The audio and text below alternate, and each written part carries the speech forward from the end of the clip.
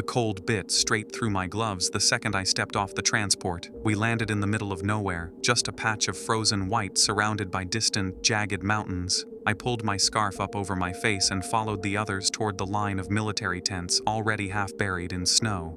"Welcome to hell," muttered Beckett, the youngest in our squad, grinning like this was some big adventure.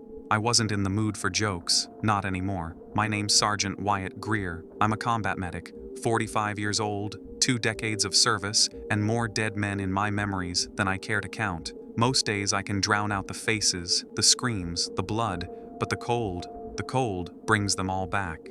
Inside the main tent, the heating unit whined like it was dying. A few portable lights cast a sickly yellow glow over crates, maps, and a single metal table where Colonel Tierney stood, arms folded, jaw clenched. His face looked like it had been carved from stone, and if I hadn't served under him before, I might have thought he was just another hard ass. But I knew better. "All right, listen up," Tierney barked once we were all inside. His voice carried over the wind, howling through the cracks in the tent. 3 days ago, NORAD detected an object crashing down in this sector. We were deployed to secure it. Classified payload. That means no questions, no theories, just retrieval.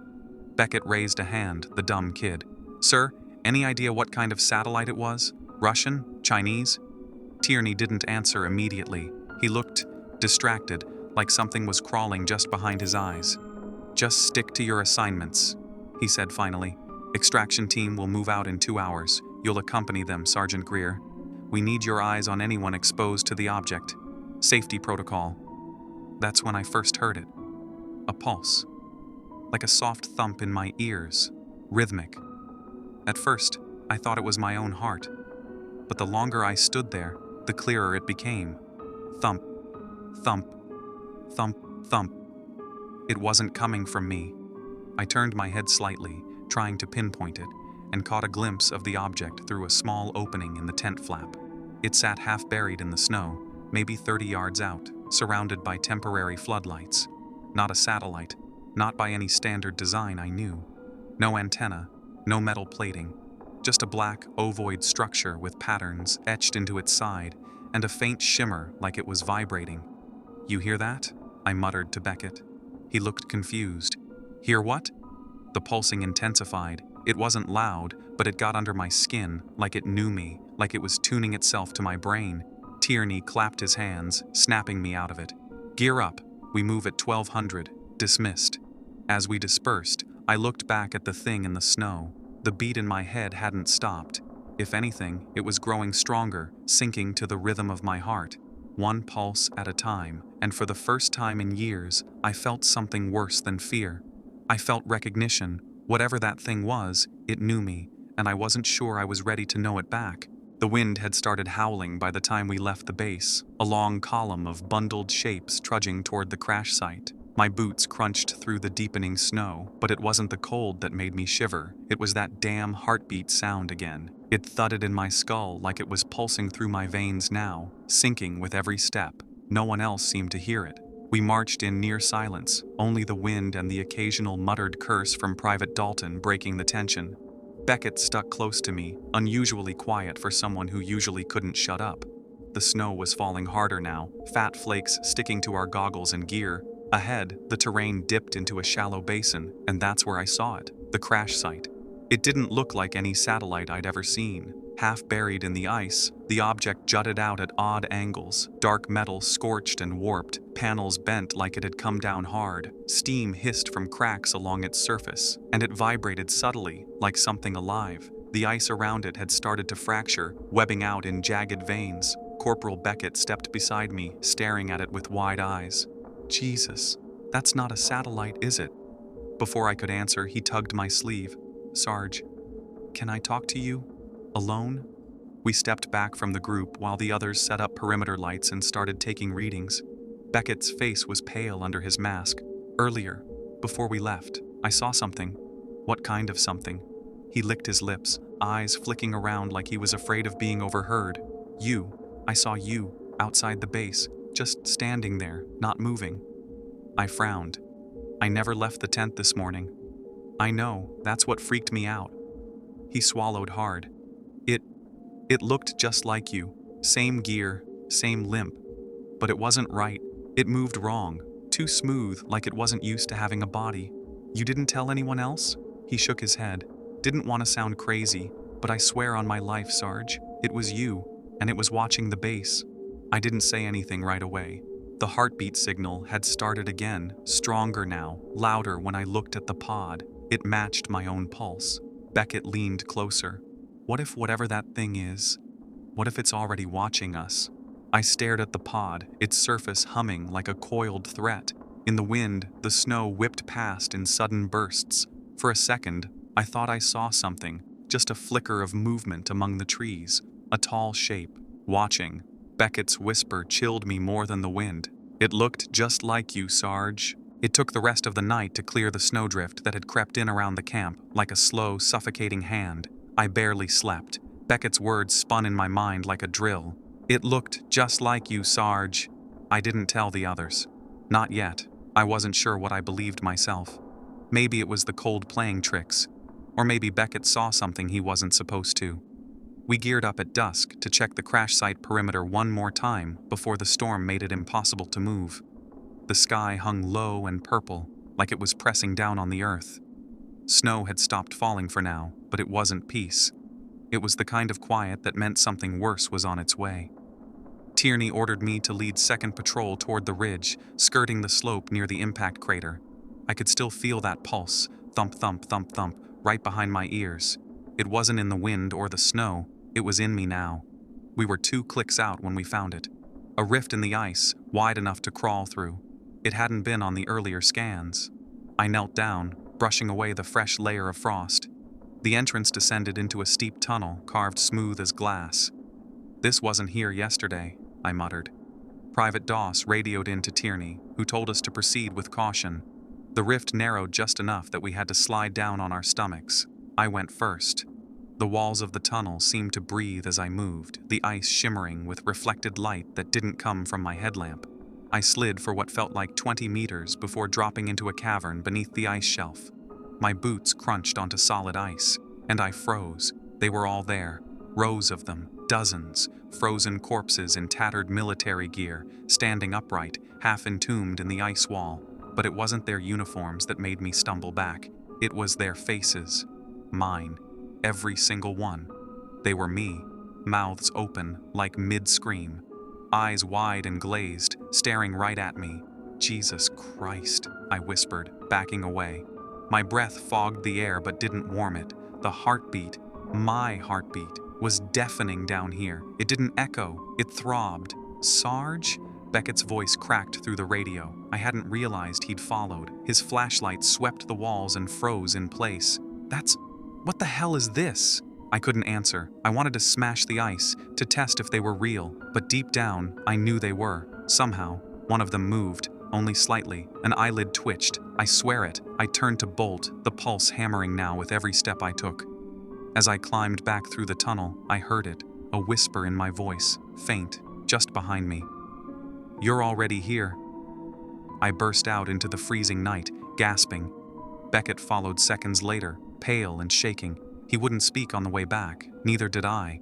When we reached camp, Tierney met us with a look that almost bordered on concern. I tried to tell him about the cave, about the corpses, about the impossible. He waved it off. Just ice formations, reflection tricks. Keep your heads straight, gentlemen. But when I turned to unzip my tent, I caught a glimpse in the metal zipper, a reflection, me, grinning.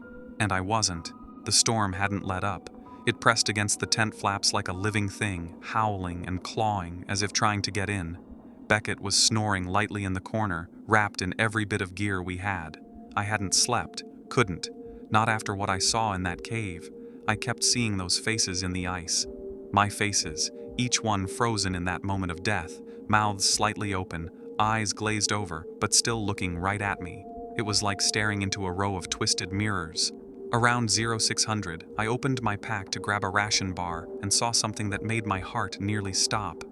A leather-bound journal, old, weathered, tied shut with a fraying string. I didn't put it there. My name was etched on the inside cover in blocky, uneven handwriting. Sergeant Wyatt Greer. I flipped to the first page. It was written in my handwriting. Sloppy, rushed, but definitely mine. If you're reading this, you don't have much time. You never made it back. You're still in the pod. The others are already gone. Don't trust what you see. Don't trust yourself.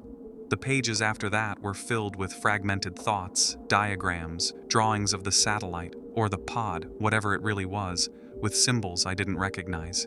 It learns by touch. It copies by memory. Every time it shifts, it keeps a little piece of you. I think I triggered it when I opened the hatch. I think it wore me first. I flipped to the back of the journal, hands trembling. The last page was dated today. Don't trust Tierney. He's not Tierney anymore. I snapped the journal shut, heart thudding. I didn't want to believe it. Tierney had always been stiff, but he was by the book, focused, but lately, there was the way he avoided eye contact, the way he gave orders without blinking, like he was reading from a script. I needed answers, and I wasn't going to find them in this tent. I trudged across the snow-blasted camp to the command tent. Tierney was alone, hunched over a field monitor with a flickering blue screen. He didn't look up when I entered. "Sir, I need to talk to you. Later, we're nearly there. I can feel it." "What do you mean, feel it?" He turned his head slowly, too slowly. His eyes were dull, unfocused, and his voice had a strange delay, like he was listening to me through a wall of water. "We recover the object. We extract. That is all that matters. What if it's not just a satellite? What if it's something else entirely?" Tierney smiled. It was the wrong kind of smile. Tight. Joyless. "You're letting the cold get to you, Sergeant. You should rest." I backed out of the tent, journal pressed tight to my chest. Beckett was waiting just outside. "Did he seem off to you?" I asked. "He never blinks," Beckett said. I counted. Not once in 20 minutes. The wind screamed louder than ever. The snow swirled like ghosts. Back in our tent, I flipped through the journal again. One sketch caught my eye. It was the cave, drawn in obsessive detail. At the bottom of the page, scrawled in red ink, "There is no rescue. There is no home. There is only the echo." My ears were ringing, or maybe not ringing. It was the signal again. The heartbeat. It had changed. Faster now. Closer. And I realized something terrifying. It was no longer coming from the pod. It was coming from inside the camp. From one of us. The wind howled like a living thing, clawing at the thin fabric of our command tent. I sat with my back against a crate, gripping my thermos like it could anchor me to reality. The heater had died sometime around dawn, and frost traced the edges of our gear like warning veins. Beckett sat across from me, his rifle on his knees, eyes flickering toward the tent flap every few minutes. "Still nothing from Tierney?" I asked. Beckett shook his head. "He's just standing there, outside, hasn't moved." That deep, unnatural silence returned, not the kind that comes from snow, but something heavier, like the world was holding its breath. I pushed the flap open a bit and peeked out. Sure enough, Tierney stood in the whiteout, maybe 20 feet from the entrance. No coat, no gloves, just standing there, eyes locked on nothing. "We need to pull him in," Beckett muttered. "Number, wait." I pulled back, heart thumping. Tierney's stance, rigid, arms too straight, head tilted a few degrees off center, felt off. I remembered that journal page. "Don't trust Tierney." "He's not shivering," I whispered. "Maybe he's in shock. We've seen worse, right?" I shook my head slowly. "People in shock don't mouth other people's dying words." Beckett blinked. "What?" I hesitated. When I checked on him earlier, he wasn't speaking, just mouthing something. I read his lips. It was the same thing I said to my brother when he bled out in Mosul, word for word. Beckett paled. He stood up, paced. "Sarge, I saw Tierney walking outside this morning, but he came from the wrong side of the perimeter. There were no footprints." I stood. Something was happening. This place, whatever came down in that pod, it was messing with time, space, even identity. I felt it in my bones, deeper than the PTSD, deeper than memory. The heartbeat signal, once a low thump behind my thoughts, pulsed now like a war drum. A sudden gust tore through the tent, snapping ropes loose. Snow flooded in, swirling. I grabbed Beckett and shoved us both to the ground, shielding our eyes. And in that moment I saw it. Tierney, or what looked like him, was standing in the middle of the blizzard, mouth open now. No breath, no sound, just mouthing the words again. It's time to go home. Only this time it wasn't my brother's words, it was something else entirely. My words, from last night. I'd whispered them in fear, clutching the journal. Maybe I never left the pod. Beckett scrambled back. That thing, it's reading us. No, I said quietly. It's remembering us. Then Tierney's double, if that's what it was, tilted its head back, its eyes glinting like polished ice, and smiled. I grabbed my rifle. We can't stay here. It knows we know. We move now. Beckett hesitated. Where? Back to the crash site? Number we secure the pod. We end this. Behind us, the tent lights flickered. A voice buzzed through the radio on my chest, crackled, garbled, but unmistakable. Wyatt. Don't leave the tent. He's still inside. I froze. The radio wasn't on. Beckett's hand shook as he raised his weapon. Sarge, who the hell's talking? The lights died. Outside, Tierney was gone. I stared at Tierney, or whatever wore his face, as he mouthed the words that I alone understood. It's time to go home. My chest clenched, not just from the cold, but from something primal, ancient. Beckett stood behind me, jaw trembling. That wasn't his voice, Beckett said. He didn't say a damn thing. He was just mouthing it. I know, I muttered. That thing in the pod. It wants out. It's been mimicking us, maybe longer than we know. The snow pelted the command tent like claws dragging down canvas. The heater was long dead. Ice crept along the inside walls. The storm had swallowed our outpost whole. Tierney stood frozen in the corner, body stiff, hands twitching. His eyes didn't blink, just stared. Beckett whispered, "You saw what he was earlier. Walking in the snow. Wasn't right." I nodded. And I think it got him. Or maybe that thing was never him. We had to move. We couldn't stay here with it. We geared up, fingers stiff and uncooperative. The whiteout outside reduced visibility to mere feet, but we pushed through, retracing the path to the crash site, guided by instinct and dread. The pulsing signal thudded in my skull now, like war drums, drawing me to the pod.